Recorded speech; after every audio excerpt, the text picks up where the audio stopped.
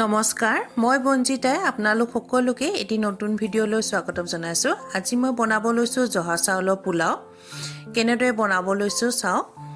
এখন কেৰাহীত 2 চামুচ ঘিউ মই এনেদৰে গৰম হ'বলৈ দিলোঁ। কাষতে মই কাটি লৈছোঁ বিন, গাজৰ আৰু মটৰ।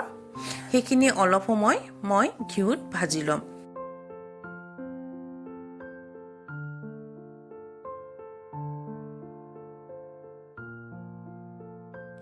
বেছিকৈ ভাজিব নালাগে, তাৰ কেঁচা গোন্ধটো নোহোৱালৈকে এনেদৰে ভাজি থাকিব লাগিব। তাৰ পিছতে মই আকৌ এখন কেৰাহীত 3 চামুচ ঘিউ দিলোঁ।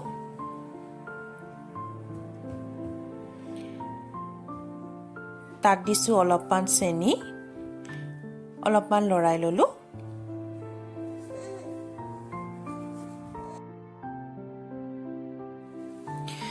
ইলাচি 4টা আৰু ডালচেনি 2টা দি দিছোঁ।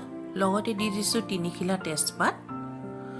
অলপ সময় লৰাই লৈ মই তাত দি দিছোঁ কুটি থোৱা পিঁয়াজখিনি। মই মিডিয়াম সাইজৰ 2টা পিঁয়াজ কুটি লৈছিলোঁ।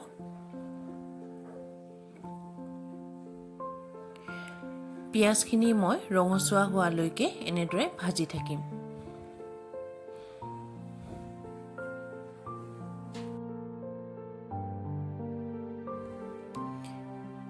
এতিয়া তাতে চাউলখিনি দি দিছোঁ। চাউলখিনি মই 15 মিনিট তিয়াই থৈছিলোঁ। তিয়াই থৈ চালনী এখনত টুকি লৈছিলোঁ।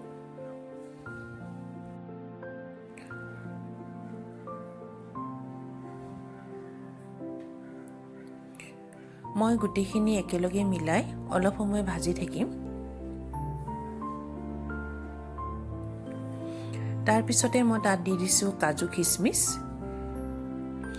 আকৌ অলপ সময় লৰাই লোৱাৰ পিছত তাতে মই দি দিছোঁ ভাজি থোৱা পাচলিখিনি।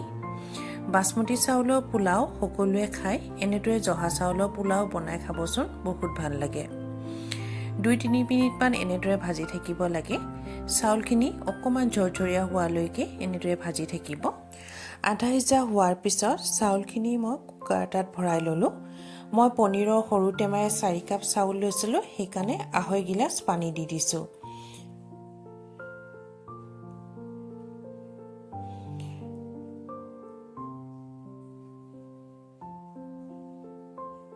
তাৰ পিছত মুখনিখন বন্ধ কৰি এটা চিটি মাৰিবলৈ দিব। এয়া চাওক, আমাৰ পোলাও ৰেডি হৈ গৈছে। খাবলৈ কিন্তু বৰ সোৱাদ হৈছিল। যদি ভিডিঅ'টো চাই ভাল পালে লাইক, শ্বেয়াৰ আৰু কমেণ্ট কৰিব নাপাহৰিব। আজিলৈ ধন্যবাদ।